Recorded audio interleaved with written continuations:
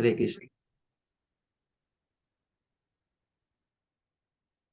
जय राधा माधव कुंज बिहारी, जय राधा माधव कुंज बिहारी, जय गोपी जन वल्लभ गिरिवर धारी, जय गोपी जन वल्लभ गिरिवर धारी, यशोदानंदन ब्रज जन रंजन, यशोदानंदन ब्रज जन रंजन, यशोदानंदन ब्रज जन रंजन, यशोदानंदन ब्रज जन रंजन, यमुना तीरा वनचारि, यमुना तीरा वनचारि, जय राधा माधव कुंज बिहारी, जय राधा माधव कुंज बिहारी, हरे कृष्णा कृष्णा कृष्णा हरे हरे, हरे राम राम राम हरे हरे, हरे कृष्णा कृष्णा कृष्णा हरे हरे, हरे राम राम राम हरे हरे, हरे कृष्णा कृष्णा कृष्णा हरे हरे, हरे राम राम राम हरे हरे, हरे कृष्णा कृष्णा कृष्णा हरे हरे, हरे राम राम राम हरे हरे, गोविंद बोलो हरि गोपाल बोलो, गोविंद बोलो हरि गोपाल बोलो, राधा रमन हरि गोविंद बोलो, राधा रमन हरि गोविंद बोलो, जय राधा गोविंद राधा गोविंद राधे, जय राधा दामोदर राधे, जय राधा गोपीनाथ राधे, जय राधा केशव राधे, जय राधा कुंज बिहारी राधे, जय राधा माधव राधे, जय राधा श्याम सुंदर राधे, जय राधा रस बिहारी राधे, जय राधा गोविंद राधे, जय जगन्नाथ बलदेवा जय सुभद्रा, जय गौड़ा निताय किसी गौड़ा निताय, जय जय प्रभुपाद जय शिला प्रभुपाद, जय जय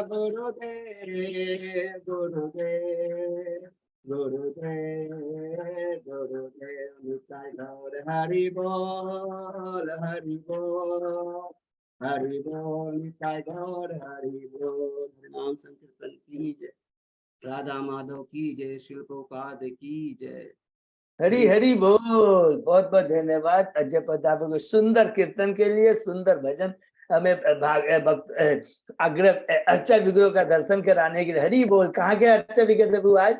ये मीरा रोड की है मुझे, मुंबई। मीरा रोड के। हरि बोल, बहुत सुंदर दर्शन करा प्रभु ने, कीर्तन किया, और भक्तों को धन्यवाद कीर्तन में भाग लेने के लिए। अभी हम लोग मंगलाचरण करते हैं। ओम अज्ञानतिमिरान्धस्य ज्ञानाञ्जन शलाकया चक्षुरुन्मीलितं येन तस्मै श्री गुरुवे नमः। श्री चैतन्य मनोभीष्टं स्थापितं येन भूतले स्वयं रूप कदा मह्यं ददाति स्वपदान्तिकम्।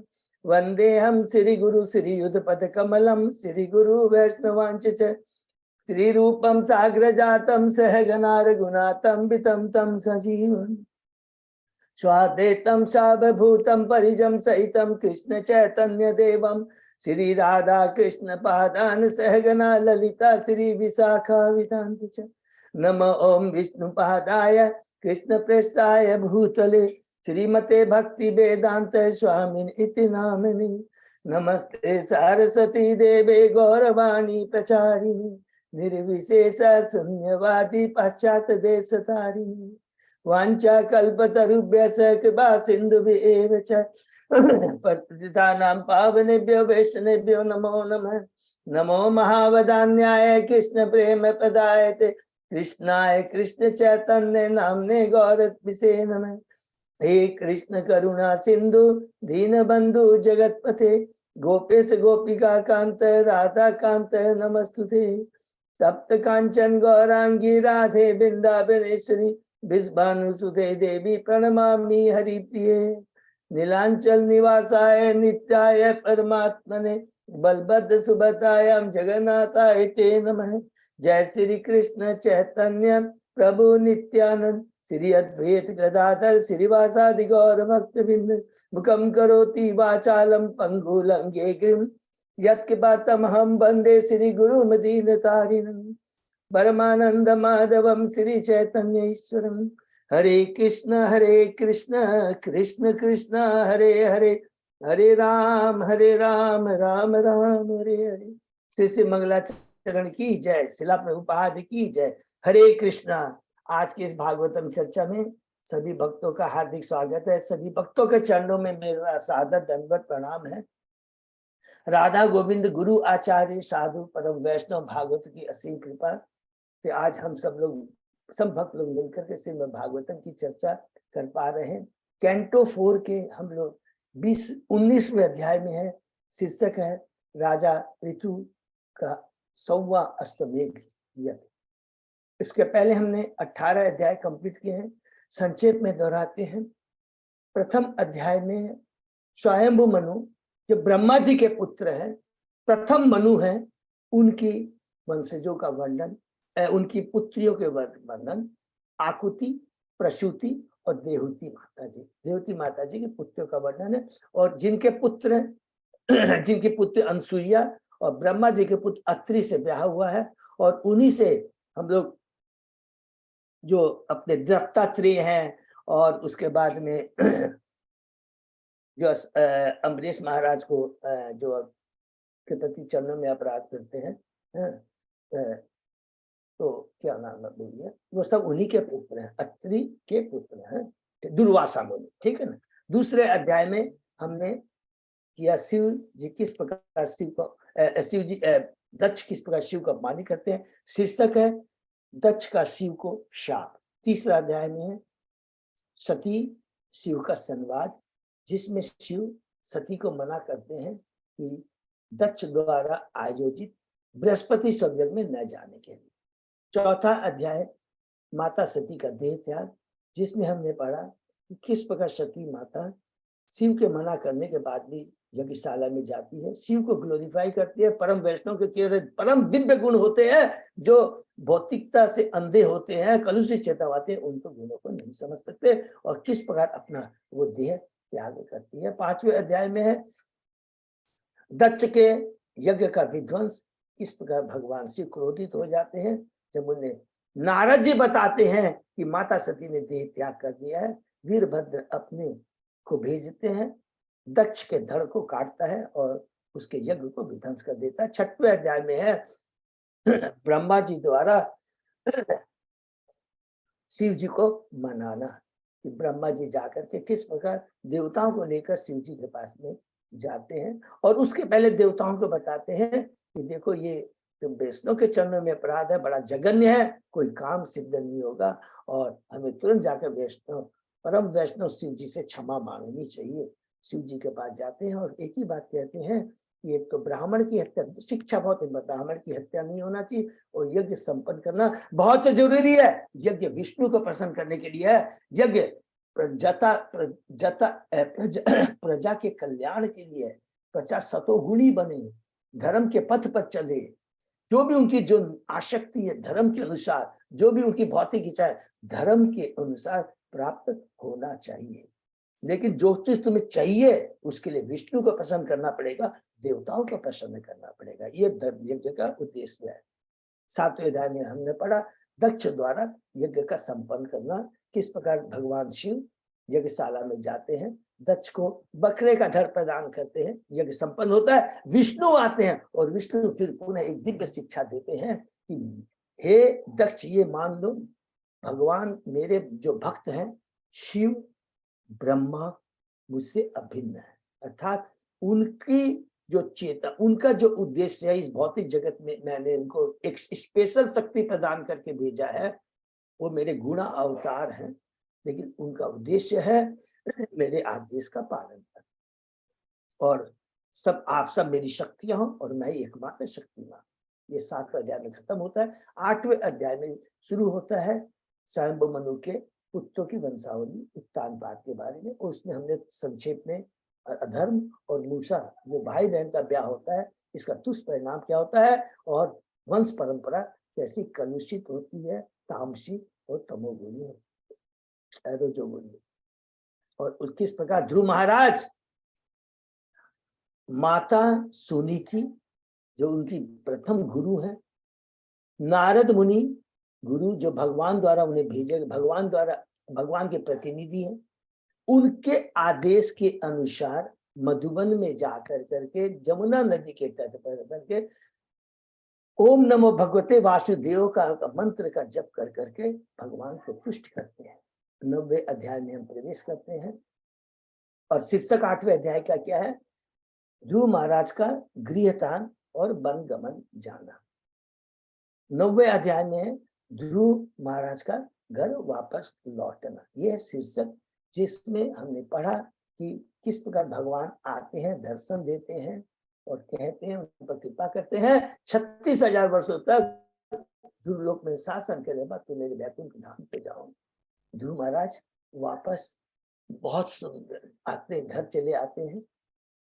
उत्तानपाद माता सुनीति सुरुचि उत्तम भाई बहुत प्रसन्न होते हैं और जब ध्रुव महाराज उत्तानपाद देखते हैं मेरा पुत्र ध्रुव महाराज सिंहासन में बैठने के योग्य होता है, घर छोड़ के चले जाते। 10वें अध्याय में प्रवेश करते हैं, यक्षों के साथ ध्रुव महाराज का युद्ध।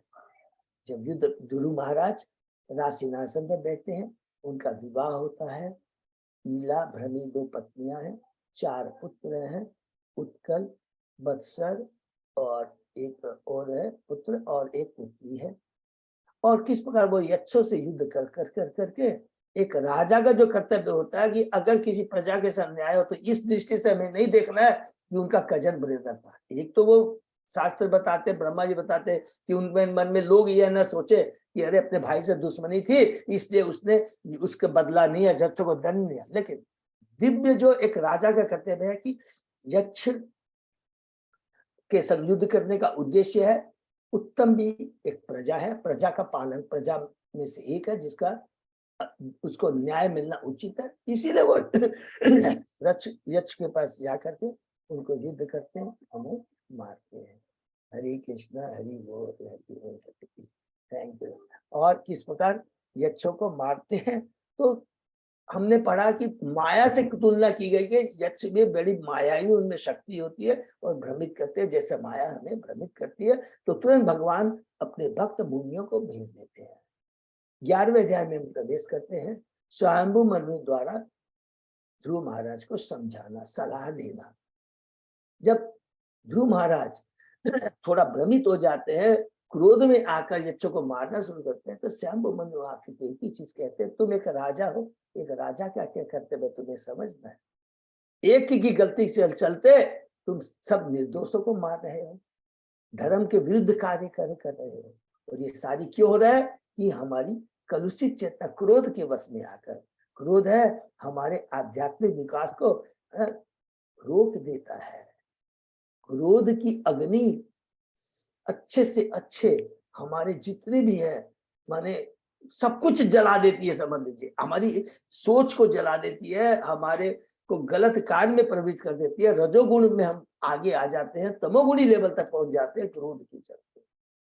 इसको दबाना है, एकमात्र रामबाण दबा है, भगवान के नाम गुण समर्पित करके समाप्त होता है। उसके बाद में कहते हैं ध्रुव महाराज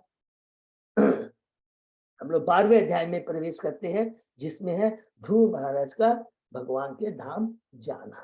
ध्रुव महाराज युद्ध छोड़ देते हैं, कुबेर महाराज आके आशीर्वाद देते हैं कि तुमने जो मांगा कि भगवान में अखंड श्रद्धा स्मृति बने रही, तथास्तु, ये तुम्हारे से होगा। ध्रुव महाराज फिर वापस राजमहल आते हैं, भगवान के आदेश के अनुसार यज्ञ करते हैं, धर्म अर्थ काम जो नियम को पालन करते हैं, भक्ति करते करते फिर राजमहल छोड़ करके अपने चले जाते हैं बद्रिकाश्रम में, और भगवान की भक्ति कर करके भगवान के विष्णु दूत आते हैं, उन्हें गोलोक धाम वैकुंठ धाम लेके चले जाते हैं। और वैकुंठ जाते समय याद करेंगे कितना सुंदर है, इतनी बड़ी इंपॉर्टेंट शिक्षा दी है, क्योंकि चैतन्य महाप्रभु ने भी ये चीज कहा है कि भक्ति कभी रुकती नहीं है। इसलिए कहते हैं मैं भगवान के धाम जा रहा हूं, लेकिन आपकी कृपा बनी रहे, वहां भी मेरी भक्ति भगवान के प्रति चरणों में श्रद्धा प्रेम बना रहे। बहुत सुंदर। और अपनी माता को याद करते हैं, गुरु के आदेश को कभी नहीं भूलना चाहिए। गुरु के आदर्श स्मरण ही हमारे लिए आध्यात्मिक क्या है, हमारे लिए आध्यात्मिक प्राण है, हमारे आध्यात्मिक प्राण। गुरु के वचन, भगवान के शास्त्र के वचन हमारे आध्यात्मिक प्राण है, प्राण। उसके बिना हम आध्यात्मिक जीवन नहीं बिता सकते, आध्यात्मिक रूप में हम जी नहीं सकते। हरि बोल। उसके बाद 13वें अध्याय में यहाँ से शुरू होता है अब ध्रुव महाराज के वंशजों का वर्णन, जिसमें हमने पढ़ा उत्कल राज सिंहासन बैठने से मना करता है। उसके बाद में बत्सर को बनाया जाता है राजा, और उसकी वंशावली में अंग और बेन दो राजा होते हैं। कि अंग के बारे में हमने पढ़ा कि अंग को पुत्र नहीं है, पुत्र की प्राप्ति के लिए यज्ञ करता है, लेकिन कुपुत्र होता है, दुखी हो जाते हैं और एक ही बात कहते हैं, ओह आसक्ति ही तो हमारे बंधन का कारण है। बहुत मैं सौभाग्य, वो लोग भाग्यशाली है जिनके कुपुत्र होता है, जिससे सारी आसक्ति खत्म हो जाती है। ये सोच कर करके घर छोड़ करके जंगल चले जाते हैं। 14वें अध्याय में प्रवेश करते हैं। राजा बेन की कथा बहुत सुंदर है कि जब राजा अंग छोड़ के राजमहल छोड़ के चले जाते हैं, राजा का होना बहुत जरूरी है, बेन को राजा बनाते हैं, लेकिन आते ही राजसिंहासन बैठे सारे धार्मिक अनुष्ठानों को बंद कर देता है, निर्दोष पशु पक्षियों को मारना शुरू कर देता है, निर्दोष बालकों को, अपने साथियों को मारना शुरू कर देता है। क्रोधित हो जाते हैं ऋषि और अपनी हुंकार से उसे मार देते हैं। लेकिन राजा का होना बहुत जरूरी है। उपाय सोचते हैं, बेन के शव से, उसके जांग का मंथन करते हैं, सारे उसमें जो कलुषिता है उसको निकाल देते हैं, और उस कलुषिता को धारण करता है एक जाति है निषाद है जाति, आज भी वो सदैव पाप करने में प्रवृत्त रहती है। 15वें अध्याय में प्रवेश करते हैं। राजा पृथ्वी की उत्पत्ति और अभिषेक, उसके बाद में जो बेन का जो शरीर होता है उसमें जारी कलुषिता जब निकल जाती है, अब उसके बाहों का मंथन करते हैं तो एक कपल उत्पन्न होता है, पृथु महाराज एंड अर्ची। हरि बोल। पृथु महाराज की जय। पृथु और अर्ची कपल उत्पन्न होते हैं, और सारे लोग स्वर्ग उच्च लोक के वासी आकर ग्लोरिफिकेशन करते हैं। यहाँ पर पृथु महाराज शिक्षा देते हैं कि अभी तो मैंने ऐसे कोई कार्य ही नहीं करे, आप हमारी जबरदस्ती चाटुकारिता कर रहे, फ्लैटिंग कर रहे। तो पृथु महाराज तो भगवान के शक्ति व्यस्त, और हम बद्ध जीवों के लिए ये एक बहुत बड़ी शिक्षा देते हैं। 16वें अध्याय में प्रवेश करते हैं। शीर्षक है बंदी जनों द्वारा पृथु महाराज की प्रशंसा। बहुत ही सुंदर है, लेकिन बंसी जन बोलते हैं, वो रुकते नहीं है पृथु महाराज के बोलने के बाद भी। क्यों? वो कहते हैं कि हम जो आपका ग्लोरिफिकेशन कर रहे हैं ये शास्त्र के अनुसार है, गुरु के और ब्राह्मणों के आदेश का अनुसरण कर रहे हैं। उन्होंने आपके बारे में बताया कि आप भगवान हैं, आप भगवान के शक्ति वेश अवतार है, और भगवान के भक्तों का ग्लोरिफिकेशन हमारी कलुषित चेतना को शुद्ध करने के लिए बहुत जरूरी है। श्रवण कीर्तन स्मरण भगवान और भगवान के भक्तों का करना, पूरी भागवत में यही चीज बताया गया। और अंत में उनको कहते हैं, भविष्यवाणी करते हैं, ये राजा पृथ्वी का दोहन करेगा, पृथ्वी को समतल करेगा, 100 अश्वमेघ यज्ञ करेगा, और चतुष्कुमारों में सनत कुमार से ज्ञान प्राप्त करेगा, और पृथ्वी के नागरिक को 3 तापों से मुक्त करेगा। 17वें अध्याय में प्रवेश करते हैं। महाराज पृथ्वी पर कुपित होना। राज सिंहासन पर बैठते हैं पृथु महाराज। प्रजा दुखी होती है, आके कहती है कि हमारे पास अन्न नहीं है, अन्न के प्रति हम लोग भूख हो रहे हैं, पीड़ित हो रहे हैं। पृथु महाराज समझ जाते हैं और किस प्रकार वो पृथ्वी को दंड देने के लिए जैसे तैयार होते हैं, कैसे पृथ्वी गाय का रूप धारण करती है। और बहुत इंपॉर्टेंट शिक्षाएं 2-3 देती है और बताती है। पहली बोलती है कि क्या मैं स्त्री हूँ, स्त्री का वध नहीं होना चाहिए, गाय, वृद्ध, शिशु, स्त्री, ब्राह्मणों कभी इनका वध नहीं होना चाहिए। और ब्रह्मा जी ने जो कुछ भी दिया जड़ी बूटी मुझ में समाहित है, अगर जो मुझे मार देंगे तो आपका जो उद्देश्य है नागरिकों को अन्न फल फूल खरीद हो नहीं होगा। तब पृथ्वी महाराज यहाँ शिक्षा देते हैं कि मैं एक भगवान पर ही सब कुछ आश्रित है, भगवान किसी चीज पर आश्रित नहीं है। मैं अपनी योग शक्ति से प्रजा का पालन करूंगा। माता पृथ्वी समझ जाती है और भगवान को बहुत सुंदर ग्लोरीफाई करती है। और अंत में लास्ट तो हमने पढ़ा, देखिए हमें याद रखना चाहिए बंदेजों के भगवान के जो कार्य होते हैं अद्भुत होते हैं। बाहर से उनके दिखते हैं उनके कार्य विरोधी है, इनको दंड दे रहे हैं, इनको मार रहे हैं, लेकिन जैसे माता बच्चे को दंड देती है उद्देश्य रहता है कि उन पर कृपा करना। उसी प्रकार कहते हैं कि भगवान के कार्यों को हम बद्धजीव नहीं समझ सकते हैं। 18वें अध्याय में हम लोग प्रवेश करते हैं। पृथु महाराज द्वारा पृथ्वी का दोहन है कि उसमें फिर पृथ्वी खुश हो जाती है और कहती है कि हे राजा, अभी तक जितने भी ये जो अन्न सब कुछ मेरे में समाहित थे, जड़ी बूटियां अन्न बूटी, ये मैंने अब उजागर करना बंद कर दिया, क्योंकि इसका उपभोग असुर लोग, असुर प्रवृत्ति वाले अभक्त लोग, नास्तिक लोग कर रहे हैं। और इसको एकमात्र आप अपनी मानक विधि से इसे निकालने का प्रयत्न करें। और उसमें हमने बहुत सुंदर ढंग से अलग अलग लोक के वासियों ने किस प्रकार दूहने वाला बना, बछड़ा बना, पात्र बना, और क्या क्या पदार्थ निकाले। और अंत में हमने पढ़ा इसे ध्यान है कि पृथु महाराज ने कैसे भूमि को पहले समतल किया पत्थरों पर्वतों को तोड़ के, और दूसरी क्या किया उन्होंने, प्रॉपर ऑर्गेनाइज में नगरों और ग्रामों की योजनाएं बनाई। हरि को तो ये हमने पढ़ा 18वें अध्याय में। 19वें अध्याय में हमने पढ़ा राजा पृथु के 100 अश्वमेध। तो जो विदुर जी ने प्रश्न किए थे मैत्रेय मुनि ने, पृथ्वी का दोहन करेंगे, खत्म हुआ 18वें अध्याय में। दूसरा का पृथ्वी को समतल करेंगे, दूसरा प्रश्न उन्होंने किया। और तीसरा प्रश्न अब क्या था कि जो उन्होंने जो अश्वमेध यज्ञ किए उसमें इंद्र ने कैसे बाधा की, ये हमने 19वें अध्याय में पढ़ा। राजा पृथु ने 100 अश्वमेध यज्ञ किए। इंद्र पृथु महाराज के ऐश्वर्य को सहन नहीं कर पाया ईर्ष्या के कारण। प्रभुपाद जी कहते हैं कि ईर्ष्या स्वर्ग के राजा इंद्र में भी पाई जाती है, किंतु जब भगवान के भक्त होते हैं, अपने सीनियर का, अपने जो सीनियर भक्ति में आगे हैं, उनका मार्गदर्शन करते हैं, उनको ग्लोरीफाई करते हैं, रो रो के उनके पास में जाते हैं, आप परम वैष्णव परम भागवत है, मुझ पर कृपा करें, जेलेसी नहीं रखते। ये चेतना होती है भक्तों की, और यही चेतना होनी चाहिए। और अगर हम ऐसा सोचेंगे तो 100% है कि हमारी चेतना कभी कलुषित नहीं होंगे और भगवान बहुत प्रसन्न होंगे। भगवान इंद्र से प्रसन्न नहीं हुए थे, भगवान दर्शन इंद्र को देने नहीं आए थे, भगवान इंद्र पृथु महाराज को दर्शन देने आए। ये बहुत इंपॉर्टेंट चीज है। और कहते हैं समस्त यज्ञों के भोक्ता स्वयं विष्णु उस यज्ञ में आते हैं। यज्ञ संपन्न होने जा रहा है। इंद्र किस प्रकार इस चक्र में 1 बार 2 बार 3 बार वो क्या करता है, घोड़े को चुराता है। और किस प्रकार अत्रि मुनि, अत्रि जिसका हमने किया कि वो बताते हैं पृथु के पुत्र को कि ये इंद्र की कू कर रहे हैं, और इसके बाद में वो किस प्रकार इंद्र के अलग अलग भेष करता है, तो उससे उसको फिर अत्रि मुनि गाइड करते हैं कि ये वास्तव में क्या है, छद्म वेश में है, छद वेश में है, साधु का रूप धारण किया, लेकिन चेतना कलुषित है। हरि बोल। मारने में अपराध नहीं है, इसको मार डालो।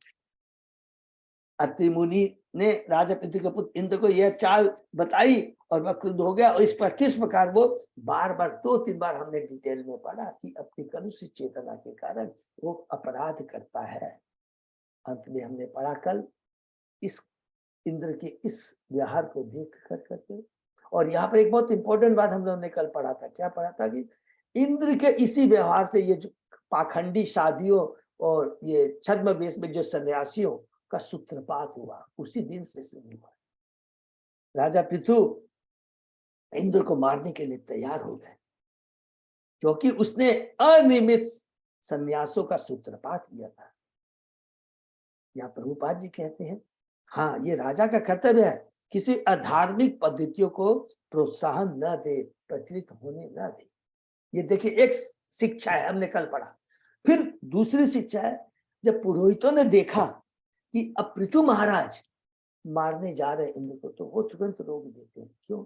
वो कहते हैं इस अश्वमेघ यज्ञ में अश्व पशु की बलि दी जानी है, मनुष्य की नहीं। आपका जो यज्ञ करने का उद्देश्य है, भगवान को प्रसन्न करना है। आप चिंता मत कीजिए, हम अपने वैदिक मंत्रों की शक्ति से इंद्र का आह्वान कर देंगे और उस अग्नि में स्वयं वो भस्म हो जाएगा। जब क्रोध में आकर पुरोहितों ने जैसे ही इंद्र का आह्वान किया, तुरंत ब्रह्मा जी वहां पर प्रकट हो जाते हैं। अब ब्रह्मा जी का देखिए एक कितना बड़ा उद्देश्य है कि एक राजा का कर्तव्य है कि अगर कोई भी छद्म में अधार्मिक कार्य हो, उसको रोकना चाहिए, एकदम सही बात है। दूसरा, पुरोहित कहते हैं कि वो ब्राह्मण है, वो भगवान का भक्त है, उसका वध नहीं होना चाहिए, ये भी एकदम सही बात है। फिर उसके बाद में तुरंत ब्रह्मा जी आकर के जो कितनी बड़ी बात कहते हैं, ब्रह्मा जी गुरु हैं। ब्रह्मा जी कहते हैं, हे पुरोहितों, आप इस यज्ञ द्वारा देवताओं को प्रसन्न करना चाह रहे हो और समस्त देवता स्वर्ग के राजा इंद्र के अंश है, तो फिर आप उसका वध कैसे कर सकते हैं? हरि बोल। फिर उन्होंने पृथु महाराज से कहा, आप तो मोक्ष मार्ग से भली भांति परिचित है, तो आपको अधिक यज्ञ करने की क्या दरकार है? हरि बोल। इतनी इंपॉर्टेंट बात बोलते हैं, भगवान का परम भक्त मोक्ष भी नहीं चाहता है, धर्म अर्थ काम मोक्ष से वो ऊपर होता है। तुम ऑलरेडी भगवान के परम भक्त हो, तो तुम मुझको ये बताओ कि तुम यज्ञ किस लिए करते हैं। देखिए, किसके लेवल की प्रवृत्ति चेतना होती है, गुरु को उसी के हिसाब से उसे गाइड करता है। यज्ञ जरूरी है, मना नहीं किया, लेकिन ये जो यज्ञ हो रहा है, इसका जो दुष्परिणाम हो रहा है, उसको ध्यान में दिला रहे हैं ब्रह्मा जी। ये बहुत कल हमने पढ़ा। प्रभु कहते हैं, पृथु महाराज तो श्री भगवान के परम भक्त थे, अतः उनके लिए वैदिक अनुष्ठानों को करने की कोई आवश्यकता नहीं थी। ऐसे अनुष्ठान भौतिक कर्म कहलाते। चूंकि पृथु महाराज आदर्श राजा एवं यज्ञ करना उनका कर्तव्य था, वो तो एक ठीक बात है। किंतु जब पृथु महाराज के यज्ञ करने से, बहुत ध्यान से हम लोग पढ़ेंगे, इंद्र आध्यात्मिक प्रवृत्तियों को प्रोत्साहन देने लगा, तो वहां पर यज्ञ को बंद करना आवश्यक था। ये बहुत जरूरी है। जिस उद्देश्य से हम कार्य किया जा रहा है, जनता की सेवा के लिए, भगवान को प्रसन्न करने के लिए, नागरिकों के कल्याण के लिए, कि यज्ञ होगा, अग्नि से बादल बनेंगे, बादल से बरसात पुनः वृष्टि पर आगे अन्न उपजेंगे, ये सारे नियम थे। लेकिन इसको सिद्ध करने के लिए अगर कोई अधार्मिक प्रवृत्तियां पैदा हो जाती है, तो तुरंत उसे बंद करना आवश्यक था। ब्रह्मा के आशीर्वाद से पृथु महाराज इंद्र से अधिक विख्यात है। अरे तुम तो इंद्र से ज्यादा विख्यात हो।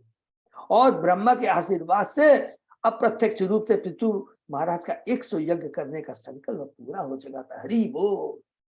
अरे तुम तो भगवान के परम भक्त हो, मुक्त पुरुष हो, तो तुम्हारे तो 100 यज्ञ वैसे ही संपन्न हो गए। क्योंकि 100 यज्ञ करने से ज्यादा क्या होता है, भौतिक जगत में ही तो तुमको पद मिलेगा, इंद्र का पद। लेकिन भगवान का भक्त तो इस भौतिक जगत से ऊपर होता है। तो स्वतः ही वो, तो जो भगवान के धाम चला जाता है, इसका मतलब क्या हुआ, ऑलरेडी वो 100 अश्वमेघ यज्ञ ये वे होता है हरि बोल। तो ब्रह्मा जी आगे कहते हैं, आप तथा इंद्र दोनों भगवान के अंश है। ये बहुत इंपॉर्टेंट है। इंद्र आपसे अभिन्न है। पहला चीज ये है कि इसमें जीव तत्व के बारे में बताया, आप मेरे वचनों का आदर करें। दूसरा, गुरु के आदेश का पालन करो। एक एक चीज कल हमने पढ़ा। तो पहला जीव तत्व के बताते हैं और कहता है गुरु के आदेश का पालन करो। प्रारब्ध के कारण जो कुछ भी घटित होता है उसके लिए हमें दुखी नहीं होना चाहिए। इसे देवी भगवान की इच्छा मान लेना चाहिए कि ये जो कुछ हो रहा है, भक्त के संग हो रहा है, कुछ हो रहा है, ये भगवान की इच्छा से अनुसार हो रहा है और हमारे कल्याण के लिए। ये चौथी बात कहते हैं, ऐसी पराजयों को सुधारने का जितना हम प्रयास करेंगे, हम उतना ही भौतिकता विचार में घने अंधकार में प्रवेश करते जाएंगे। जितना हम प्रयत्न करेंगे, हम सोचते अपने प्रयास से हम सारे भौतिक कष्टों को दूर कर देंगे, मैं सबको पसंद कर दूंगा। अगर जब तक भगवान की इच्छा नहीं है, हम कुछ नहीं कर सकते। और जितना ज्यादा प्रयत्न करेंगे, उतना हम लोग रजोगुणी और तामसी विचारों के घोर अंधकार में पड़ते चले। यज्ञ को कृपा कर करके बंद कीजिए, क्योंकि इंद्र इसके कारण अनेक अधर्म कर रहा है। ये मेन कारण है। तुमको देखना है कि तुम जो यज्ञ कर रहे हो, ठीक है, भगवान विष्णु को प्रसन्न करना है, ठीक है, प्रजा के कल्याण के लिए, लेकिन तुम ये देखो ना, असली इसका उल्टा रिएक्शन क्या हो रहा है। इंद्र अधर्म काम करता जा रहा है और जब तक इसको नहीं रोकेंगे वो करता रहेगा। हमें ज्ञात होना चाहिए, देवताओं में भी अनेक अवांछित कामनाएं होती है। ब्रह्मा जी कहते हैं, रूपाद जी कहते हैं, अतः यज्ञ को बंद करके जिससे इंद्र और आगे धर्म न करे, इसका पालन अन अपराधी प्रवृत्ति लोग न करे, रोकना बहुत जरूरी है। प्रभुपाद जी अंत में कहते हैं, भगवान बुद्ध ने भी ऐसा ही कदम उठाया था जब लोग पशुओं की यज्ञों में बलि देने में फंसे हुए थे। यज्ञ संपन्न करने का उद्देश्य भगवान विष्णु को प्रसन्न करना है और इस कलयुग में बुद्धिमान मनुष्य को चाहिए कि संकीर्तन यज्ञ के माध्यम से ही भगवान को प्रसन्न करे और कोई दूसरा उपाय नहीं है। और यहां सबसे इंपॉर्टेंट शिक्षा क्या है, भगवान के भक्त हैं, जीव हैं, हमें देखना है जो हम कार्य करने जा रहे हैं तो किसको बोलना चाहिए। एक है जिसकी कलुषित चेतना है, अगर आप उसको और जितनी सलाह देंगे और वो सुनेगा नहीं और गलत कार्य करते जाएगा, क्योंकि वो रजोगुण तमोगुण के प्रभाव में। तो उसको बोलना चाहिए जो सतोगुणी लेवल पे है। पृथु महाराज सतोगुणी लेवल पे है, इसलिए ब्रह्मा जी ने आकर इंद्र को कुछ नहीं बोला कि इसको बोलूंगा तो और ये गड़बड़ काम करेंगे। तो पृथु महाराज को कहा, सतोगुणी लेवल पर भगवान को परम पूरा शरणागत है, इसीलिए उनको कहा। ये बहुत इंपॉर्टेंट शिक्षा हमें दी, तो हमें याद रखना चाहिए। और ये मैनेजमेंट में भी, even we are in business, ये याद रखना चाहिए कि एक काम को सोल्व करने के लिए अगर 2 लोग हैं या 3 लोग हैं, कि उनकी चेतना कैसी है, उसके लेवल ऑफ कॉन्शियसनेस क्या है, उसी हिसाब से उसी को बोलना चाहिए, तो सारा काम सोल्व हो जाएगा। नहीं तो गड़बड़ में, इसीलिए कहा इंद्र को मत बोलो। ब्रह्मा जी कहते हैं पितु को समझाओ, क्योंकि वो भगवान का भक्त, भगवान का शरणागत। इसके आगे हम लोग पढ़ते हैं। ओम नमो भगवते वासुदेवाय, ओम नमो भगवते वासुदेवाय, ओम नमो भगवते वासुदेवाय। नारायण नमस्कृत्य नरं चैव नरोत्तमं देवी सरस्वती व्यासं ततो जयम् उदीरये। नष्टायेषु अभद्रेषु नित्यं भागवत सेवया भगवती उत्तम श्लोके भक्ति भवति नैष्ठिकी। कृष्णाय वासुदेवाय देवकी नंदनाय च नंद गोप कुमाराय गोविंदाय नमो नमः। आराधयो भगवान ब्रजेश तनय ततदाम वृंदावनम रमया काचित उपासना व्रजवधु वर्गेण्य कल्पिता। श्रीमद्भागवतम प्रमाणम अमलम प्रेमापमर्थो महान श्री चैतन्य महाप्रभो मतमिदम तत् आदरो न पर। हरे कृष्ण कृष्ण कृष्ण हरे हरे, हरे राम राम राम हरे हरे। कैंटो 4 अध्याय 19 श्लोक नंबर 37। प्रभु हरि बोल।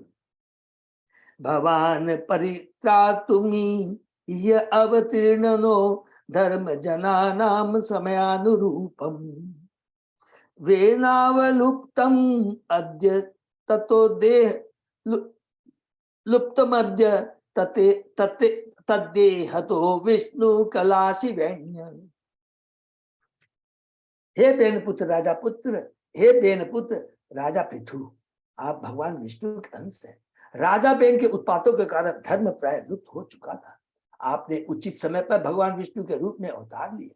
निसंदेह आप धर्म की रक्षा के लिए ही राजा बेन के शरीर से प्रकट हुए हैं।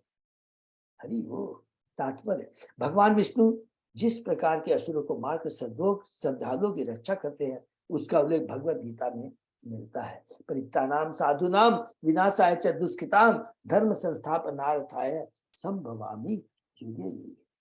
भक्तजनों का उद्धार, दुष्टों का नाश तथा धर्म का फिर से स्थापन करने के लिए मैं युग युग में प्रकट होता हूँ। गीता के 4वें अध्याय में भगवान कहते हैं 8वें श्लोक। भगवान विष्णु अपने 2 हाथों में असुरों को मारने के लिए गदा तथा चक्र धारण किए रहते हैं और अन्य 2 हाथों में भक्तों को सुरक्षा प्रदान करने के लिए कमल तथा शंख लिए रहते हैं। हरि बोल। जब भगवान का यह अवतार इस धरती पर या ब्रह्मांड में होता है तो वे असुरों का वध करके भक्तों की रक्षा करते हैं। वे कभी कभी भगवान विष्णु, भगवान कृष्ण या राम के रूप में प्रकट होते हैं। शास्त्रों में इन रूपों का वर्णन मिलता है। हरि बोल। इसमें एक चीज हम और लाइन लोड करेंगे, क्योंकि हम लोग बहुत हायर लेवल में स्टडी में है कि भक्तों का वध कर करके आप क्या बोलेंगे, सॉरी, असुरों का वध कर करके उनका भी कल्याण करते हैं और भक्ति की रक्षा करते हैं। याद रखेंगे, भगवान के सब अंश हैं। इंद्र को भी आप जो भी देखें, दक्ष को भी मारा है, ये बहुत इंपॉर्टेंट चीज है। भक्त को भी हम दंड देते हैं तो सोच हमारी क्या कलुषित चेतना नहीं होनी चाहिए, बदले की भावना नहीं होनी चाहिए। शिव कहते हैं कि मैंने जो दक्ष को मारा है, कलुषित चेतना नहीं, उसके कल्याण के लिए। राजा किसी को मारता है, राजा का किसी से ईर्ष्या नहीं होती है। जज में हम जाते हैं, कोर्ट में जब जाते हैं तो जज क्या करता है, डिसीजन देता है। उसका कोई पर्सनल रिलेशन तो किसी से नहीं होता है, जो जैसे कर्म करता है उस हिसाब से डिसीजन देता है और वो जो कुछ भी होता है उसके कल्याण के लिए होता है, जिससे आगे वो और अधर्मी कार्य न करे और जिससे ज्यादा और इस भौतिक जगत में जन्म मृत्यु जरा जाति नरक में न जाए। ये एक उद्देश्य होता है। इसलिए भगवान जो भी करते हैं उसमें सबका कल्याण होता है। भक्ति की रक्षा करते हैं भक्त के माध्यम से और असुरों की असुर प्रवृत्ति को नष्ट करते हैं, जिससे आगे वो गलत कार्य और न कर सके। वे भगवान बुद्ध के रूप में अपने सत्यावेश अवतार में प्रकट होते हैं। जैसा कि पहले कहा जा चुका है, सत्यावेश अवतार जीवात्मा में निहित भगवान विष्णु की शक्ति के अवतार है। जीवात्मा भी भगवान विष्णु के अंश है, किंतु वे उनकी उनमें उतनी शक्ति नहीं होती। अतः जब कोई जीवात्मा विष्णु के अवतार में प्रकट होता है तो भगवान द्वारा विशेष शक्ति प्रदत्त किया हुआ होता है, इसलिए उसको सत्यावेश अवतार कहते हैं। जब राजा पृथु को भगवान विष्णु का अवतार कहा जाता है तो उन्हें सत्यावेश अवतार मानना चाहिए। हरि बोल। भगवान विष्णु द्वारा शक्ति प्रदत्त जीवात्मा, भगवान विष्णु द्वारा शक्ति पर जीवात्मा भक्ति संप्रदाय का उपदेश देने के लिए होता है। जीवात्मा है तो विष्णु अंश, विष्णु तत्व और जीव तत्व है। ऐसा व्यक्ति भगवान विष्णु के समान ही कर्म करके तर्कों द्वारा असुरों को हराता है और शास्त्र अनुमोदित भक्ति संप्रदाय का उपदेश देता है। जैसा कि भगवद गीता में संकेत दिया गया है, जब कोई अद्वितीय पुरुष भक्ति योग का उपदेश देता है तो हमें जान लेना चाहिए विष्णु तथा श्री कृष्ण द्वारा शक्ति प्राप्त कर चुका है। हमारे शिला प्रभुपाद की जय। और यही शिला प्रभुपाद को भगवान की विशेष कृपा थी, गुरु की विशेष कृपा थी, शक्ति थी, आध्यात्मिक शक्ति है।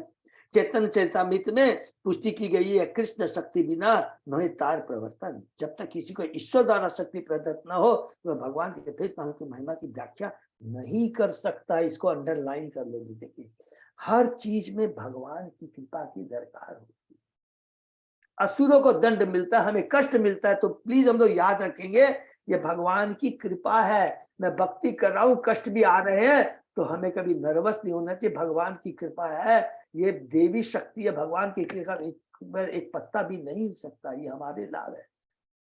अंग महाराज के लीला से समझना चाहिए, ये भगवान की कृपा है कि मुझे बैन जैसा कुपुत्र दिया है जिसे मेरी इसके प्रति आसक्ति कर रही है। इसलिए बहुत इंपॉर्टेंट चीज है, हमें पॉजिटिव सोचना है। और ऐसे नहीं कि खाली अपने कंसोलेशन के लिए, ऐसा नहीं है। ये शास्त्र बोल रहे, भगवान बोल रहे, तू मेरा अंश है, मैं तेरा कभी बुरा नहीं कर सकता। यदि कोई ऐसे पुरुष की आलोचना करते हैं, दोष निकालता है, तो उसे विष्णु के प्रति अपराधी समझना चाहिए। हरि बोल। और वह दंडनीय भी है। भले ही ऐसे लोग नकली तिलक तथा माला धारण करके वैष्णव बन ले, किंतु यदि वे शुद्ध वैष्णव की निंदा करते हैं तो भगवान उन्हें कभी क्षमा नहीं कर सकता। हरि बोल। वैष्णव के चरणों में अपराध बहुत ही घातक होता है। सतम विमृश्या अस्य भवम प्रजापते सकम संकल्पनम विश्व सिजाम पिपीप्रिः ऐन्द्रीं च मायाम उपधर्म मातरम प्रचंड पाखंड पथम प्रभोजयी। हे प्रजा के पालक, विष्णु द्वारा प्रदत्त अपने इस अवतार के उद्देश्य पर विचार कीजिए। इंद्र द्वारा निर्मित अधर्म अनेक वांछित धर्मों की जननी है। इसको भी अंडरलाइन कर लेंगे कि अभी तुम जो करने जा रहे हो, तुम तो भगवान के परम भक्त हो, तुम तो शक्तिवेश अवतार है, तुम्हारी कलुषित चेतना नहीं है, तुम तो शुद्ध चेतना में हो। लेकिन ये इंद्र है, कितनी भी शक्ति प्रदान किया हो, है तो जीवात्मा, 3 गुणों से प्रभावित है, चेतना कलुषित हो चुकी है। अगर इसको थोड़ा और डिस्टर्ब करोगे तो सांप को जितना डिस्टर्ब करोगे वो उतना ही ज्यादा विषैला होता चला है। इसको मत डिस्टर्ब करो, तुम समझ जाओ, तुम तो समझदार हो। इसको अगर हम समझाने जाएंगे तो और वह धर्मी काम करेगा और लोग उसका फायदा उठाएंगे, हमेशा उसका एग्जाम्पल देंगे, अरे इंद्र जैसा आदमी गड़बड़ कर सकता तो आप हमको कैसे बोलते हो। इसको रोको। अतः आप तुरंत ही इन पाखंडों का अंत कर दीजिए। हरि बोल। श्री ब्रह्मा द्वारा पृथ्वी को प्रजापति रूप में इसलिए संबोधित करते हैं जिससे अपनी प्रजा की शांति तथा संपन्नता को स्थित रखने के दायित्व को न भूले। हरि बोल। श्री भगवान ने महाराज पृथ्वी को इसी कार्य के लिए शक्ति संपन्न किया था। राजा, आदर्श राजा का यह कर्तव्य है कि वह देखे कि लोग धर्म का ठीक से पालन करें। ब्रह्मा ने राजा पृथ्वी से विशेष रूप से राजा इंद्र द्वारा निर्मित छद्म धर्मों पर विचार करने का अनुरोध किया। हरि बोल। दूसरे शब्दों में राजा का धर्म है कि वह अनैतिक व्यक्तियों द्वारा किए जाने गए छद्म धर्मों पर रोक लगाए। तुमको अपना नहीं देखना है, तुमको देख तुम कह रहा है कि मेरे को तो यज्ञ करने हैं, सोचना यज्ञ, वो सब ठीक है, लेकिन उस कार्य के चलते जो अधर्मी तत्व उत्पन्न हो रहे हैं इंद्र के माध्यम से, वो ज्यादा जरूरी है। मूलतः धर्म एक है। कितनी बड़ी बात लिख रही है, इसको अंडर है। मूलतः धर्म एक ही है, क्या है, जो श्री भगवान द्वारा प्रदत्त है और यह 2 रूपों में परंपरा से प्राप्त होता है। ब्रह्मा ने पृथु महाराज से विनती की कि वे इंद्र से वृथा स्पर्धा न करें। वह तो आपके द्वारा 100 यज्ञों को पूरा होने देने पर तुला हुआ था। विरोधी क्रिया करने की अपेक्षा महाराज पृथ्वी के लिए श्रेय का यही होगा कि यज्ञ को बंद कर दे। अरे आप जो कार्य करने का जो उद्देश्य है, जब वही उद्देश्य पूरा नहीं हो रहा है तो वो यज्ञ करने से लाभ क्या है, बल्कि इसका नेगेटिव रिजल्ट हो रहा है। हरि बोल। अच्छी सरकार स्थापित कर दे तब उचित व्यवस्था लाने के लिए यह किया गया है। तो बहुत सुंदर शिक्षा है और हमारे प्रैक्टिकल जीवन में, भक्ति जीवन में भी और हमारे भौतिक जीवन में भी, चाहे हम बिजनेस करते हैं, भक्ति का प्रचार कर रहे हैं, ये दोनों, ये जो फॉर्मूला बताया गया बहुत इंपॉर्टेंट है हमारे। मैत्रेय वाच इत्थम स लोक गुरुना समाधिष्टो विषामपति तथा च कृत्वा वात्सल्यम मघोनापि च संदधे। मैत्रेय ने कहा, जब परम गुरु ब्रह्मा जी ने राजा पृथु को इस पर दे दिया तो उन्होंने यज्ञ करने की अपनी उत्सुकता त्याग दी। हरि बोल। अत्यंत स्नेह पूर्वक राजा इंद्र से संधि कर ली। हरि बोल। देखिए कितना, माने इतनी बड़े अत्यंत स्नेह पूर्वक, क्योंकि उसकी चेतना कलुषित नहीं थी पृथु। नंबर 1, गुरु का आदेश का तुरंत पालन कर। पहले तो ध्रुव महाराज भी भ्रमित हुए और क्रोध में आकर के यक्ष को माने मारे जा रहे हैं। वैसे ही स्वयंभू मनु आते हैं, क्योंकि भगवान के भक्त हैं, तुरंत मान जाते हैं तुरंत। ऐसा नहीं कि पृथु महाराज ने ऐसा नहीं किया कि ब्रह्मा जी आप मेरे को क्यों रोक रहे हैं, गलती तो इंद्र ने की है तो आप मेरे को क्यों रोक रहे हैं, उसको क्यों नहीं डांट रहे। नहीं, भगवान जानते हैं किसको बोलने से, ये हमेशा याद है। इसमें हमारी विजय है, इसमें पृथु महाराज ने जो यज्ञ बंद किया उसमें विजय किसकी हुई, इंद्र की हुई या पृथु महाराज की? पृथु महाराज की विजय हुई है। भगवान को समर्पण है, गुरु उसके आदेश का पालन कर रहा है, भगवान उसको दायित्व है, ही इज ए रिस्पॉन्सिबल राजा, और इंद्र इज इररेस्पॉन्सिबल भक्त।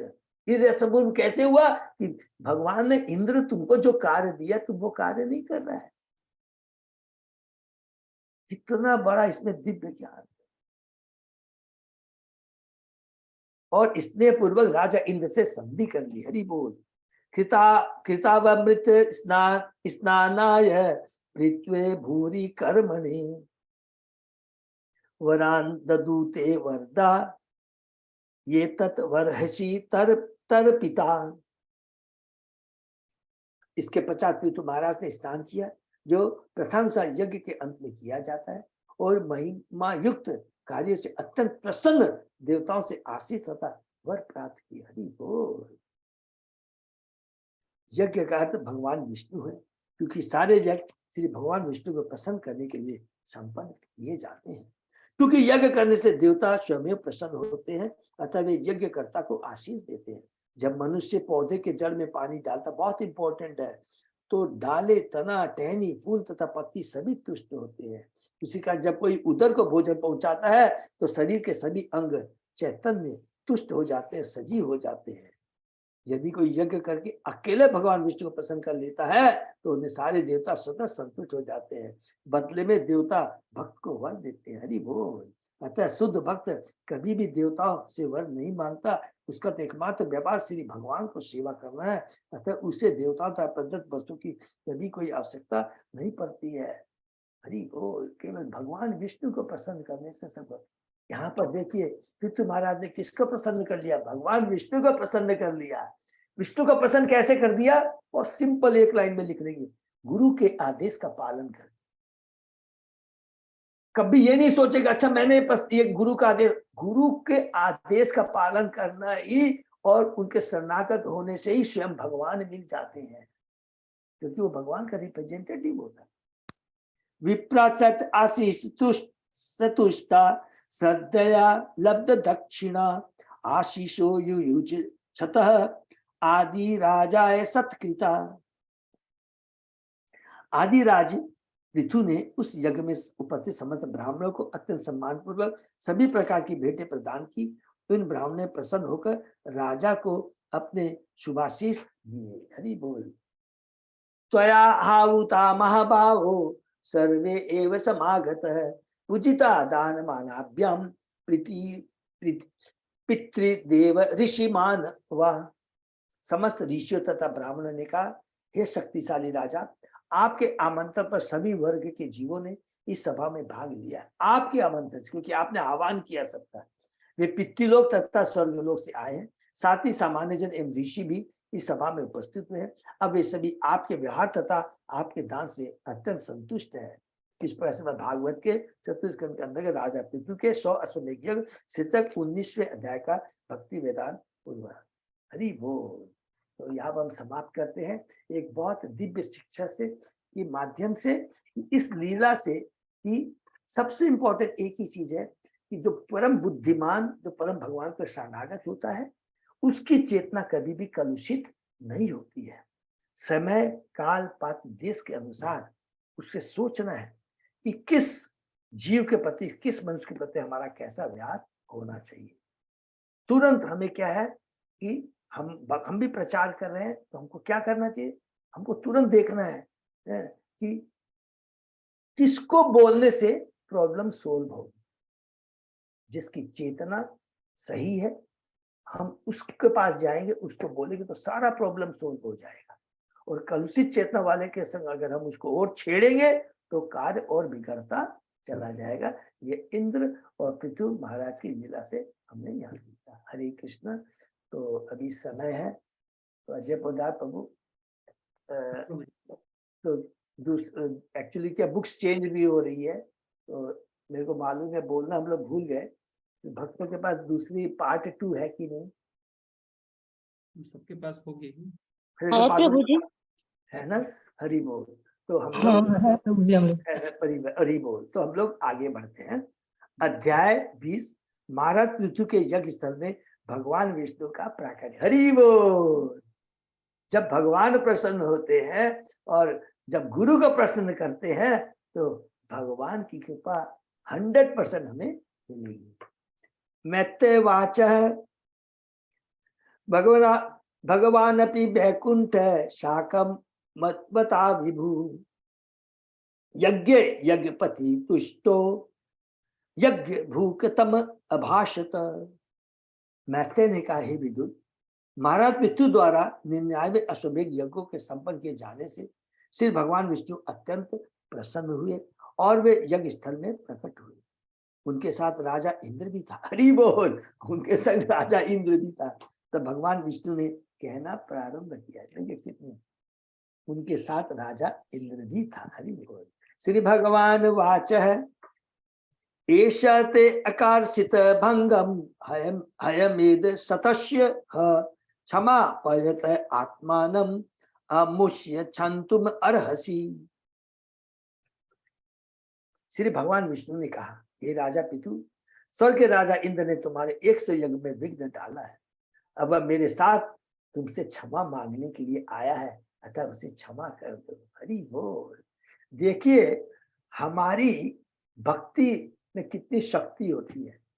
अगर हमारी कृष्णमय चेतना है, उसकी शक्ति के सामने जितने भी भौतिक कलुषिता है वो खत्म हो जाती है। इंद्र देखे नहीं समझ पा रहा था। जैसे ही गुरु के आदेश का पालन किया, गुरु ने हिंट दिया ब्रह्मा जी ने, तुम्हारा उद्देश्य क्या, भगवान को खुश करना है, प्रजा का पालन करना है, उस कार्य में तुम्हें डिसीजन लेना है कि क्या करना चाहिए क्या नहीं करे। यज्ञ कंटिन्यू करोगे तो तुम देख रहे हो इंद्र अभी कलुषित चेतना में है और अधर्मी कार्य करते चले जाएगा। और जैसे ही पृथु महाराज ने गुरु का आदेश का पालन कर यज्ञ को रोका, तुरंत इंद्र की कलुषित चेतना भी वो जाती रही। हरि बोल। और स्वयं वहां पर आ रहा है, आकर करके भगवान कह रहे हैं। देखिए कितनी बड़ी बात है। तो सुनिए, भगवान किसका ग्लोरिफिकेशन कर रहे हैं? इंद्र का ग्लोरिफिकेशन कर रहे हैं या पृथु का? पृथु महाराज का ग्लोरिफिकेशन कर रहे हैं। तुम मेरे परम भक्त हो, कृपा कर करके तुम मेरी ये आत्मा इंद्र को क्षमा कर दो। हरि बोल। इस श्लोक में आत्मानम सद महत्व, योगी तथा ज्ञानी एक दूसरे को अथवा सामान्य पुरुष को भी आत्मा कहकर संबोधित करते हैं, क्योंकि इंद्रियातीत पुरुष जीवात्मा को शरीर कभी नहीं मानता। क्योंकि आत्मा से भगवान का अंश होता है, अतः आत्मा तथा परमात्मा में गुणात्मक अंतर नहीं होता। जैसा कि अगले श्लोक में बताया जाएगा, शरीर तो बाह्य आवरण मात्र है, तथा सिद्ध इंद्रियातीत पुरुष अपने तथा अन्य में भेद नहीं मानता। सब भगवान के अंश हैं, सभी भगवान की आत्माएं हैं और भगवान परमात्मा है। सुदीय साधवो लोके नर देव नरोत्तमा नाभिद्रुह्यन्ति भूतेभ्यो यरहि नात्मा कलेवरम। हरि बोल। हे राजन, जो परम बुद्धिमान तथा दूसरों का शुभ चिंतक होता है वह मनुष्यों में श्रेष्ठ माना जाता है। इसको अंडरलाइन कर लेंगे बहुत। इसमें देखिए, जो परम बुद्धिमान, जो सबसे बड़ा बुद्धिमान कृष्ण भक्त है, बड़ो चतुर। बुद्धिमान आदमी वही होता है जो दूसरे का शुभचिंतक होता है, या दूसरे शब्द में लिखेंगे कि जो भगवान के आदेश का पालन करता है, वो सबसे बड़ा बुद्धिमान है। क्योंकि भगवान क्या चाहते हैं, मेरी सभी आत्माओं का कल्याण हो। तो तुरंत याद करता है कि अरे सभी आत्माओं का कल्याण हो, अर्थात ये सारे दूसरे कोई नहीं है, वो सब मेरी सब भगवान की आत्मा है। मैं भी भगवान का हूँ, ये सब भी भगवान की है। तो वही बुद्धिमान होता है वो। और वो कब, वो कौन कर सकता है? जिसकी चेतना शुद्ध हो, जिसको ज्ञान हो, अंधकार में न हो। ज्ञान का मतलब आध्यात्मिक ज्ञान में हो, वो कभी भी गलती नहीं करेगा, वह मनुष्यों में श्रेष्ठ समझा जाता है। सिद्ध पुरुष कभी किसी से द्रोह नहीं करता। जो परम बुद्धिमान है वे यह भली बात जानते हैं कि यह भौतिक शरीर आत्मा से भिन्न है। हमारी जो कुछ भी ये 3 गुणों का प्रभाव होता है, हमारी कलुषित चेतना करता है, किसके लिए? शरीर के लिए। We want to be proprietor, controller and enjoy. सारी चीजें भौतिक है और भौतिक भोग के लिए ये सारे हैं, और इससे हमें ऊपर उठना है, ये मानकर कि हम शरीर नहीं, हम आत्मा, आत्मा के कल्याण की सोच नहीं है, शरीर के भोग के लिए नहीं प्रयत्न करना चाहिए, उसके लिए हम अपनी चेतना को कलुषित नहीं करना चाहिए। नित्य प्रति के जीवन, नित्य प्रति के जीवन हम देखते हैं कि यदि कोई पागल किसी की हत्या कर देता है तो उच्च न्यायालय का न्यायमूर्ति उसे क्षमा कर देता है। देखिए कितनी बड़ी बात है, उच्च न्यायालय का न्यायमूर्ति उसे क्षमा कर देता है। मनुष्य भाव यह है कि जीवात्मा शुद्ध रहता है, क्योंकि वह तो सिर्फ भगवान का अंश होता है। जब वह भौतिक शक्ति के चंगुल में पड़ जाता है तो वह तीनों गुणों का शिकार बन जाता है। ये तीन गुणों का भाव, वह जो कुछ भी करता है भौतिक प्रकृति के वश में होकर करता है, जैसा कि भगवत गीता में कहा गया है, न कर्तृत्वम न कर्माणि लोकस्य सृजति प्रभु, न कर्म फल संयोगम स्वभावतु प्रवर्तते। हरि बोल। देह रूपी नगरी का स्वामी देहवत जीवात्मा कर्म अथवा कर्म फल को नहीं रचता और न किसी को कर्म में प्रवृत्त करता है। यह सब तो प्रकृति के गुणों द्वारा ही कार्य है। आत्मा के बारे में बताया जा रहा है। आत्मा के बारे में हम लोगों ने तीसरे अध्याय में जीव तत्व के बारे में पढ़ा था, सबको याद है ना? हम लोग को याद नहीं। जीवात्मा कभी कलुषित नहीं होता है, वो तो जो आकाश में जो सूर्य है उसके समान है। ये तो सूर्य की जब परछाई जल में पड़ती है तो लाल रंग होता है, तो सूर्य लाल दिखने लगता है, हिलता है तो लगता है सूर्य हिल रहा है। ये सब क्या है? भौतिकता का प्रभाव है, तीन गुणों का प्रभाव है, प्रकृति के गुणों का प्रभाव है। आत्मा तो सदैव सच्चिदानंद सच्चिदानंद रहेगा, क्योंकि भगवान का अंश है। वास्तव में जीवात्मा या आत्मा कुछ नहीं करता, प्रकृति के गुणों के वशीभूत होकर ही सब कुछ होता है। प्रकृति के माने गुणे कर्माणि संता है। जब मनुष्य रोगी होता है तो रोग के लक्षण समस्त प्रकार की पीड़ा के कारण बन जाते हैं। हरि बोल।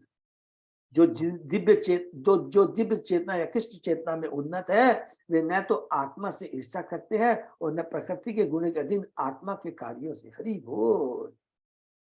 प्रकृति के अधीन आत्मा के कार्यों से न घृणा करता है और न वो आत्मा के। आत्मा भगवान का अंश है और आत्मा के वास्तव में कभी भी कलुषित नहीं होता, हमें दिखता है। आत्मा सदैव सच्चिदानंद रहता है।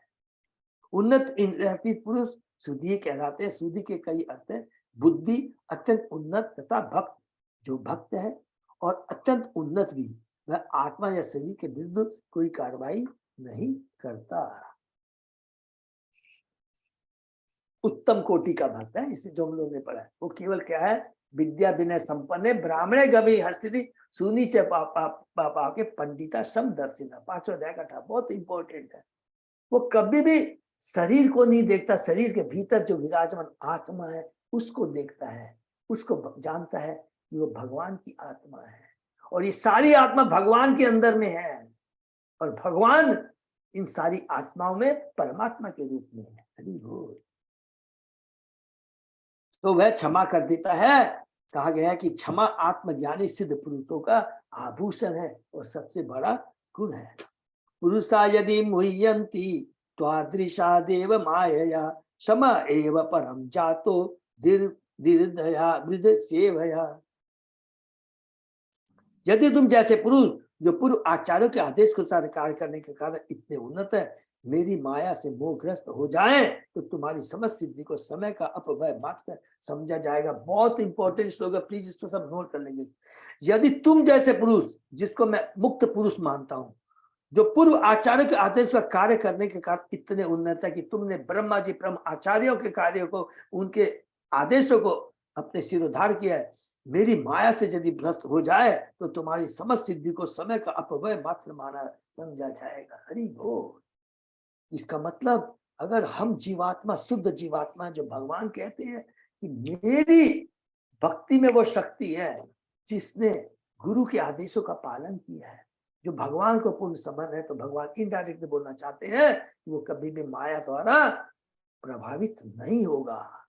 इसका मतलब मेरा नाम, मेरे भक्ति और मेरे जो शिष्य आचार्यों की जो आदेश है वो बेकार हो गए। इसका मतलब इनडायरेक्टली भगवान बोलते हैं नहीं, ये कभी नहीं होगा।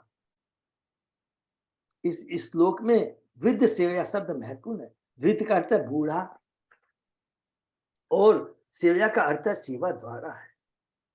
सेवा पूर्ण ज्ञान तो आचार्य मुक्त जीवों से प्राप्त होता है, बिना परंपरा पद्धति से किसी को पूर्ण प्राप्त नहीं हो सकता। पृथु महाराज को इसी प्रकार की शिक्षा प्राप्त थी, अतः उन्हें सामान्य व्यक्ति नहीं माना जा सकता था। सामान्य मनुष्य तो केवल देहात्म बुद्धि होती है, जिसमें प्रकृति के गुणों से सदैव मोहग्रस्त रहता है। भगवान इस श्लोक के माध्यम से क्लियर बोलती है, जो मेरा परम भक्त होता है, गुरु को समर्पण होता है, मेरे को समर्पण होता है, माया उसका कुछ भी बिगाड़ नहीं सकती है। अगर हम भ्रमित होते हैं और हमारी चेतना बार बार चेंज होती है, कलुषित रहता है, इसका मतलब हमें स्वीकार करना पड़ेगा हम गुरु और भगवान को पूर्ण रूप से समर्पित नहीं है। किंतु घबराना नहीं है, माया पर हम उस कार्य में तो लगे हैं। और अगर हम ऐसे कोई गुरु कभी भी आते हैं, इस तरह की चेतना कलुषित होती है, तुरंत हमें क्या करना चाहिए? स्वयंभू मनु ने जो आदेश दिया था ध्रुव महाराज को, क्या? तुरंत भगवान के नाम गुण लीलाओं का श्रवण करना चाहिए। और उससे क्या होगा कि उस आध्यात्मिक शक्ति के सामने जितने भी भौतिक कलुषिता है धराशायी हो जाएगी। काम, क्रोध, लोभ, मोह, मत सब धराशायी हो जाएंगे। यही भगवान का, विष्णु का आदेश है पृथु महाराज के माध्यम से। हरे कृष्णा। हम लोग यहीं पे विराम देते।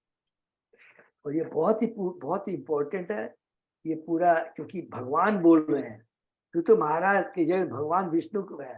जिस जगह हम देखेंगे, पूरे भागवत में हम देखेंगे, जब गुरु बोलता है, चाहे वो ब्रह्मा जी हो चाहे नारद जी हो, उसको ज्ञान को जब भगवान सब बोलते हैं, इतने दिव्य होते हैं, सारी हमारी आध्यात्मिक जितनी कलुषित चेतना उसको फटक से पूरा खत्म कर देंगे।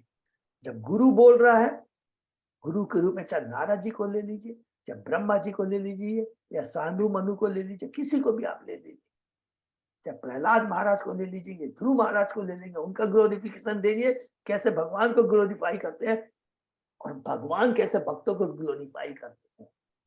दोनों चीज में सब दिव्य ज्ञान हमें प्राप्त हो जाएगा। पढ़ते पढ़ते रेगुलर हम पढ़ेंगे तो 100% हमारी कलुषित चेतना धीरे धीरे खत्म हो जाएगी, डगमगाएगी नहीं।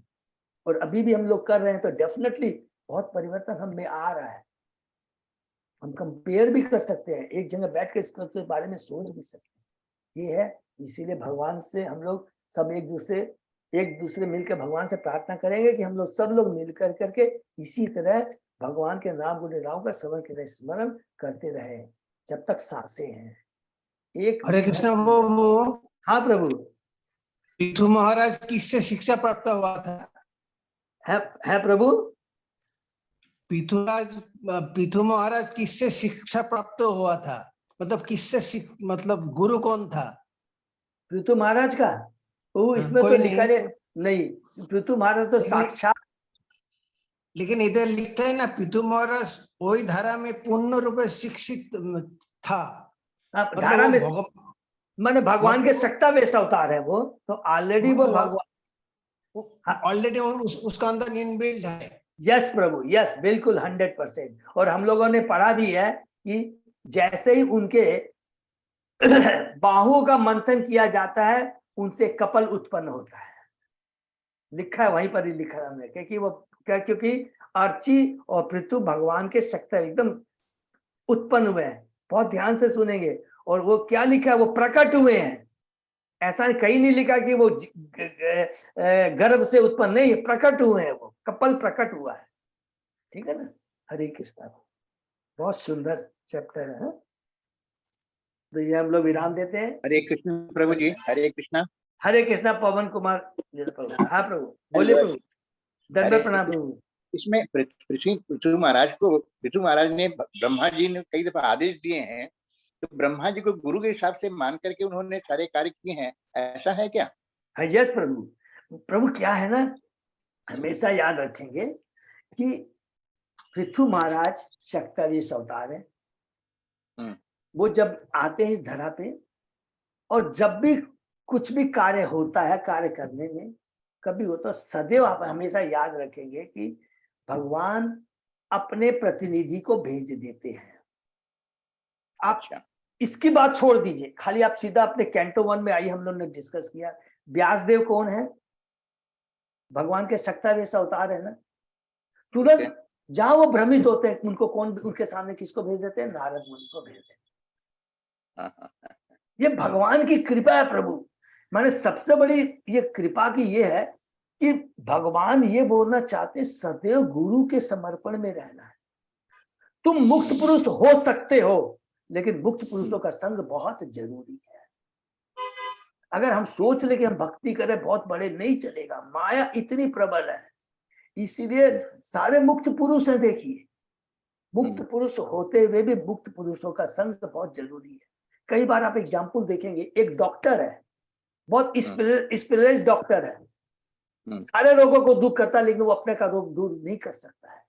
उसको भी कंसल्टेंसी करनी पड़ती है, दूसरे डॉक्टर को कंसल्ट करना पड़ता है।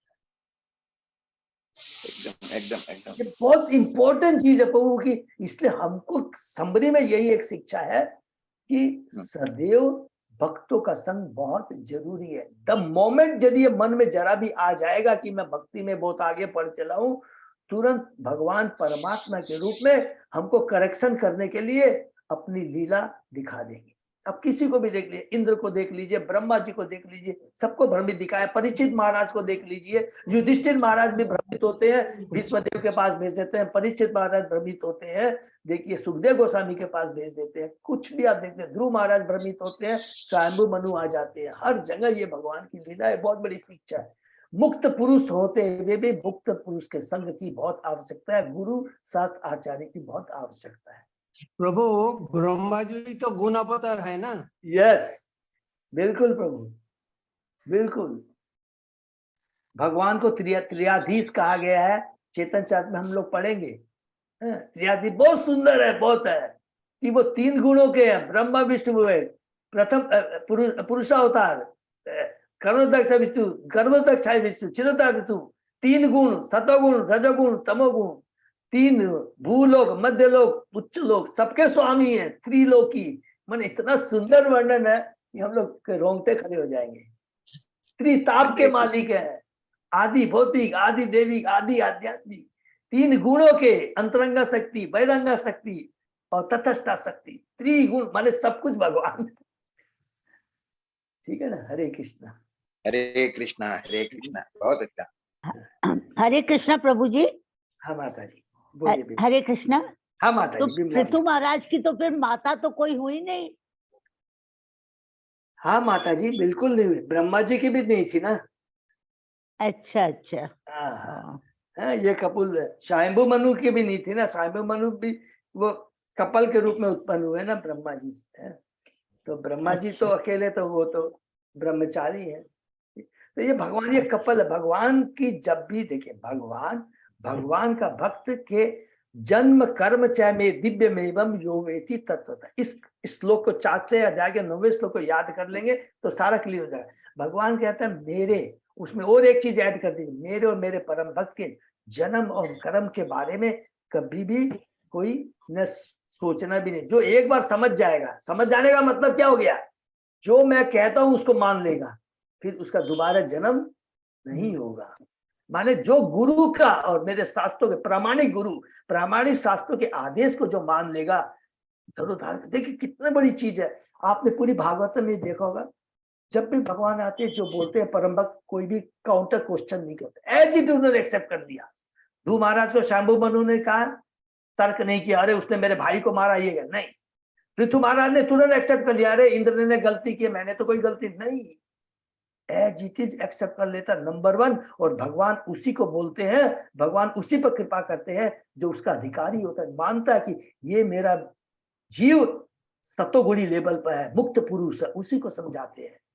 इसलिए हम लोग को यहाँ आज ये कितनी बड़ी शिक्षा मिली है कि हम लोगों को जब भी कोई कार्य करना होता है, जिसकी कलुषित चेतना उसको बोलने जाएगा तो और खराब होगा। जो समझदार है उसी को बोला जाता है।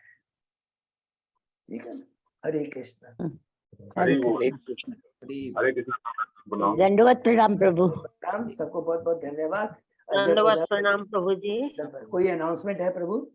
हरे कृष्णा, हरे कृष्णा। हरे Krishna, thank you so much. बस सब लोग याद रखेंगे 12 तारीख का है। और एक तो थोड़ा था वो मैं बोलना भूल गया अजय प्रताप, कि थोड़ा सा वो जो एक फॉर्म मैंने जगन्नाथ कोर कमेटी में डाला है, तो उसको फॉर्म को सब लीडर्स लोग प्लीज 30 अजय प्रताप प्रभु ने डाल दिया है उसका, बाकी सब it will take only 1 minute time, उसको फिलअप कर करके सबमिट कर दीजिए। ठीक है, मीनू माता जी, संतोष माता जी, विभा माता जी, श्री संगीता राधी देवी माता जी, अरुण अग्रवाल, प्रभु, जितने भी सारे लीडर्स हैं जिनका नाम मैं भूल गया हूँ, प्लीज सब लोग जरूर डाल देंगे। ठीक है, हरे कृष्ण। प्रभु जी एक एक जन का नहीं करना है क्या? टोटल जितने डिवोटी उनका ही खाली दे दें कि इतने जो डिवोटी? जो आपके लीडर्स हैं, जैसे जिनको आप समझती हैं, प्रत्येक लीडर देंगे, खाली लीडर को डिटेल्स देना है क्योंकि क्लासेस वगैरह कहाँ चल रही है। बस फॉर दैट क्या उनके पास जो भी डाटा आता है ना कोई भी मतलब नए भक्तों का, तो वो आपको उसमें वो कर देंगे, अटैच कर देंगे, जोड़ देंगे उससे। कर देंगे या आपको समझ गए ना मीनू माता, जैसे आपको अपना देना है हाँ? और आपने जैसे आपके यहाँ संतोष माता जी है या श्री संगीता माता जी, मोहन प्रभु है, अरुण अग्रवाल प्रभु, हम सब लोगों को देना, लीडर्स लोग का देना है। तो क्या होगा, नए भक्त आएंगे, जैसे अजय प्रताप प्रभु ने बोला, वो आपसे डायरेक्ट टच करने। अच्छा नागर बाजार में कोई भक्त उनको मिला तो तुरंत वो संतोष माता जी रिकमेंड कर देंगे कि भाई इनसे आप कांटेक्ट कर लीजिए। रिकमेंड कर देंगे, अरुण प्रभु को रिकमेंड कर देंगे, उससे कर देंगे। ठीक है ना माता जी, हरे कृष्णा। तो ये पे विराम देते हैं। सभी भक्तों का बहुत बहुत धन्यवाद। तो आज के सेशन में विराम करते हैं, फिर कल सुबह 7 बजे मिलते हैं। हरे कृष्ण, हरे धन्यवाद।